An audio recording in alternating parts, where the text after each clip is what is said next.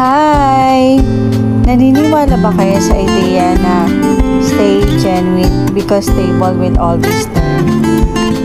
Na kahit gaano man kalupit at kasama sa iyo ang mundo, dahil naging mabuti ka, dahil naging totoo ka, darating at darating yung point na ikaw naman ang nasa ibabaw.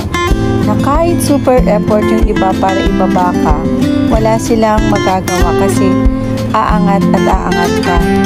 Hindi dahil lang ginusto mo lang, pero dahil doon ka dapat kasi naging mabuti ka. Naniniwala talaga ako doon sa ideya na always remain humble and never look down on anyone. Nasa taas ka man ngayon, but you will never know where the life may take you next. Kaya, remember to always be kind and genuine. As God bless you, be a blessing to others also. Okay?